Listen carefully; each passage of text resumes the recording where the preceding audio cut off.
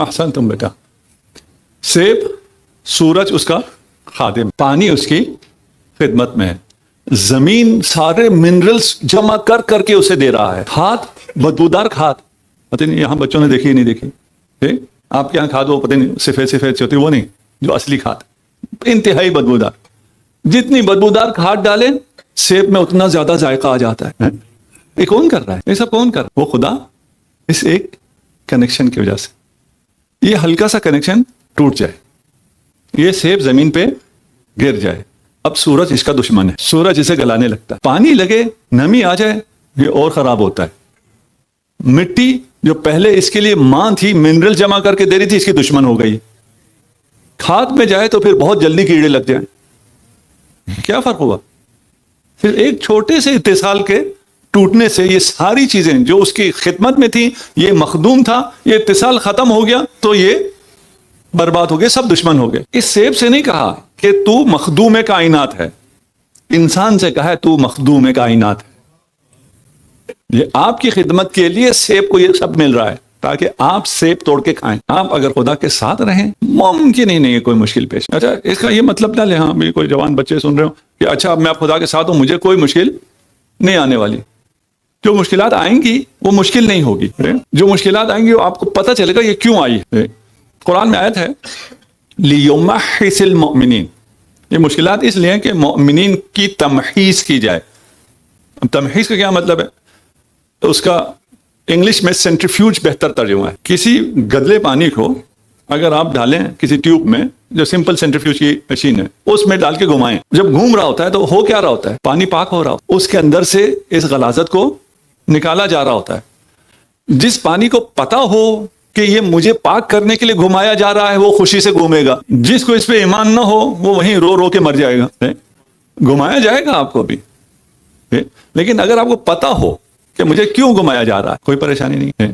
ابھی اگر آپ کو چوٹ لگ جائے، کہیں کوئی خدا نہ خواستہ ٹیومر ہو جائے، مرض ہو جائے، فلان ہو جائے، اس کا اتنا درد نہیں ہوتا جتنا نفسیاتی درد ہوتا ہے. اصل مسئلہ نفسیاتی ہوتا ہے. اگر نفسیاتی طور پہ آپ اس کو ٹیکل کر سکیں تو سارا مسئلہ ختم ہے. چل میں یاد آ گیا، اور امام کی مناسبت سے بھی ہے، صحیفہ سجادیہ کی 15ویں دعا کس نے سمجھ کے پڑھی ہوئی ہے؟ اگر ایک دو جوان بتا سکیں، جوانوں بزرگوں سے نہیں کر ہاتھ کرتے نہیں، جوان اگر صحیفہ سجادیہ کی 15ویں دعا. ہم میں سے ہر شخص مریض ہوا بھی ہے، آئندہ زندگی میں مریض ہونا بھی ہے. صرف ایک راستہ ہے مریض نہ ہونے کا، کیا ہے وہ؟ ایکسپائر ہو جائے. یہ آپشن تو کسی کو پسند نہیں ہے. جینا ہے تو مریض ہونا ہے، مریض ہونا ہے تو ڈاکٹر کے جانا ہے، حکم ہے ڈاکٹر کے جاؤ. ڈاکٹر اپنا تھوڑا سا کام کر سکتا ہے، اصل کام آپ نے خود کرنا ہو. اس مرض سے فائٹ آپ نے خود کرنا ہو. یہ بھی سائنٹیفکلی بھی پروون ہے کہ یہ تمام امراض انسان خود ختم کر سکتا ہے، اور نیچرلی باڈی ختم کر رہی ہوتی ہے. یہ ہم خواہ ڈاکٹر کو انٹرفیرنس دے دیتے ہیں، وہ آ کے سارا خراب کر دیتا ہے. ابھی ڈاکٹر یہاں بیٹھے ہیں ناراض ہو رہے ہیں تو ہم اپنے ڈاکٹروں کی بات کر رہے ہیں، آپ کی بات نہیں کر رہے. مثلا اگر اس گھر میں کوئی تھوڑا سا مسئلہ ہوا ہے تو وہ اینٹی بائیوٹک کا راکٹ مار دیتے ہیں، وہ تو ختم ہو جاتا ہے، ساتھ اور پتہ نہیں کتنی تباہی کر دیتے. چلیں ڈاکٹروں کے خلاف نہیں بولتے. یہ دعا صحیفہ سجادیہ کی، اسے یا تو ابھی پڑھیں یا جب مریض ہوں تب، اور سمجھ کے پڑھیں. گارنٹی ہے، ضمانت دیتا ہوں، اگر اس دعا کو سمجھ کے پڑھنے کے بعد بھی کسی کو مرض پریشان کرے، دنیا میں تو میرے پاس کچھ نہیں ہے، قیامت کے دن میرا گریبان تھام لے. میں یہ حق آپ کو خود دے رہا ہوں نا، آپ تھام سکتے کہ تم نے یہ دعویٰ کیا تھا، اس میں نے عمل کیا لیکن مجھے کوئی فائدہ نہیں ہوا. اس دن آپ میرا گریبان تھام کے مجھ سے کہہ سکتے ہیں یہ اس مجلس کا ثواب مجھے دے دو، تمہاری اس بات پہ میں نے یقین کیا. پتہ نہیں آپ پڑھیں گے یا نہیں پڑھیں گے، ٹھیک ہے. تو پھر اس کو میں ابھی نہیں بیان کرتا، ویسے میں اپنے پرسنل ایکسپیرینس کے ساتھ بیان کرتا ہوں. ایک سیمینار تھا یہ امام زین العابدین پہ، تو میں نے یہی دعا اپنے پرسنل ایکسپیرینس کے ساتھ 15 منٹ پڑھی اور میں اتر گیا.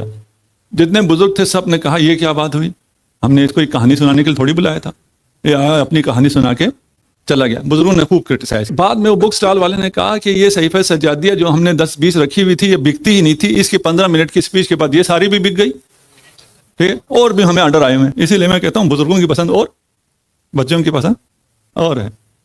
ابھی مجھے بزرگوں کی پسند والی مجلس پڑھنی بھی آتی ہے. مجھے اگر زیادہ شکایت آئے تو آخری مجلس ایسی پڑھ دوں گا کہ بزرگ بھی خوش ہو، وہ تو کوئی مشکل کام نہیں. یہ دعا جس میں امام یہ ارشاد فرماتے ہیں کہ مجھے نہیں معلوم میں کس حالت پہ تیرا زیادہ شکر ادا کروں، حالت مرض پر یا حالت صحت. پھر دونوں کو کمپیئر کرتے ہیں. دیکھیں اللہ کی رحمتیں حالت مرض میں کیا کیا رحمتیں ہمیں مل رہی ہیں ہمیں پتہ ہی نہیں، ہم شکایت کر رہے ہیں. وہ عطا کا سلسلہ ہے، یہ عطا کا بہانہ ہے. بس ایک بزرگ ہے، وہ آپ کو پیار کرتا ہے، آپ کو کچھ زیادہ دینا چاہتا ہے، آپ سے کہتا ہے جاؤ پانی لے آؤ. آپ کہہ رہے ہیں اس نے دیکھو باقی سب بیٹھے تھے، اس کو نہیں کہا، مجھے ہی کہا. وہ پانی لانے کے بعد وہ آپ کو خصوصی آپ کو پیار کرنا چاہتا ہے، احترام کرنا چاہتا ہے، انعام دینا چاہتا ہے، کچھ بھی کرنا چاہتا ہے. تو یہ دعا اگر پڑھیں تو وہ عشق جو خدا سے ہے امام زین العابدین. اور وہ جو کمال کیا ہے نا امام، سب سے مشکل وقت امام سے، اس سے مشکل وقت میں امامت کسی امام نے نہیں کی. اور ان مشکل ترین حالات میں امام نے اپنا فرض منصبی ہدایت بہترین طریقے سے انجام دیا. کسی جوان نے مجھ سے پوچھا کہ اگر کربلا رونما نہ ہوئی ہوتی اور ائمہ کو وقت ملتا تبلیغ کا تو پھر ابھی عالم کیا ہوتا؟ میں نے کہا یہی ہوتا. وہ کیسے؟ میں نے کہا ائمہ نے ان مشکل ترین حالات میں بھی اپنا کام پورا کر دیا. لیکن امام کو لوگوں سے بات کرنے نہیں دیا. امام نے کیا کیا؟ رب سے گفتگو، اور رب سے ہو کے وہ گفتگو ہم تک پہنچ. جو بیریئر کھڑے کیے تھے کیسے امام نے اس کو بائی پاس، اور صرف اس زمانے کے لوگوں تک نہیں پہنچا، آج ہم تک بھی پہنچنا. ہم قدر نہیں کرتے تو پھر الگ بات. نہج البلاغہ، صحیفہ سجادیہ، اس سے پہلے قرآن ہمارے گھروں میں ہونی. میں دوبارہ نہیں کہہ رہا ہوں ہاتھ کھڑے کریں. کس کے موبائل پہ قرآن کی ایپ ہے؟ ابھی میرا خیال ہے 80% ہاتھ کھڑے کریں. نہج البلاغہ کی ایپ پوچھوں تو 40% آپ کہہ رہے ہیں. صحیفہ سجادیہ 10%، 15%. میں جہاں پہ درس ہوتا ہے، مجلس نہیں ہوتی، وہاں ہاتھ بھی کہتا ہوں کھڑے کرو، سب کو کہتا ہوں ادھر کوئی نہ دیکھے صرف میں دیکھ. یہ کم از کم ہماری ایپ پہ تو ہونی چاہیے، موبائل پہ ہونے چاہیے.